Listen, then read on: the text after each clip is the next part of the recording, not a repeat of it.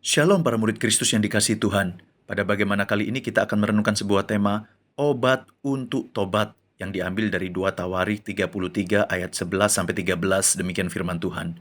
Oleh sebab itu Tuhan mendatangkan kepada mereka panglima-panglima tentara Raja Asyur yang menangkap Manasye dengan kaitan, membelenggunya dengan rantai tembaga dan membawanya ke Babel. Dalam keadaan yang terdesak ini, ia berusaha melunakkan hati Tuhan Allahnya. Ia sangat merendahkan diri di hadapan Allah nenek moyangnya dan berdoa kepadanya. Maka Tuhan mengabulkan doanya dan mendengarkan permohonannya. Ia membawanya kembali ke Yerusalem dan memulihkan kedudukannya sebagai raja. Dan Manasye mengakui bahwa Tuhan itu Allah. Datang ke dokter A itu loh. Ciamik dia kalau bikin resep obat. Cespleng, aku cepat sembuh batuk, pilek, flu berat sama obatnya dokter itu. Saudara, ini adalah ungkapan salah satu jemaat yang merekomendasikan seorang dokter ketika satu masa saya mengalami batuk bandel tetapi nggak sembuh-sembuh.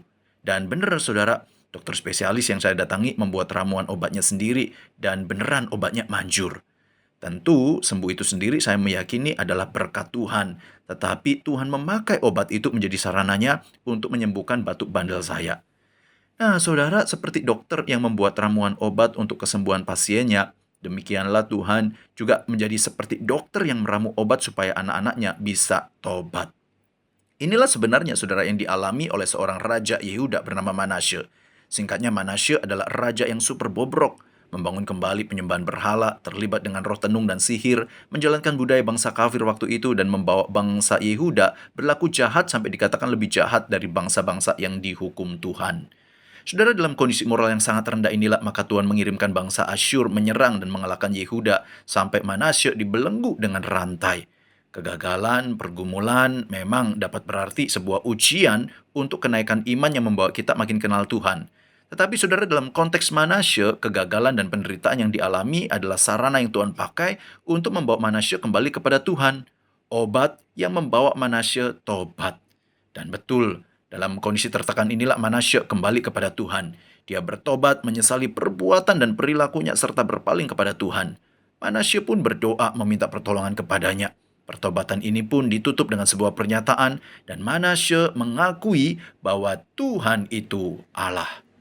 Saudara, bagaimanakah kehidupan kita saat ini?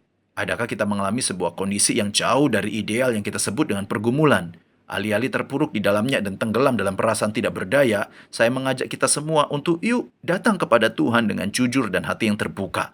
Izinkan Tuhan menolong kita untuk menyelidiki kedalaman hati kita, sebab bisa jadi pergumulan yang Tuhan izinkan adalah obat untuk kita tobat.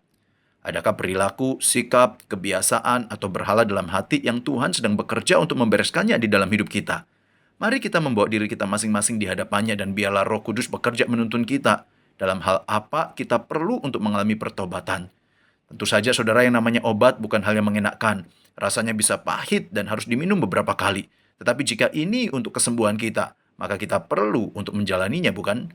Saudara, kasih karunia Allah dalam Kristus Yesus bukan hanya bicara tentang penerimaan Allah terhadap kita manusia berdosa, tetapi juga kasih-Nya yang mendidik kita supaya kita sebagai anak-anak-Nya mengalami perubahan menuju pada keserupaan dengan Kristus bagi kemuliaan-Nya.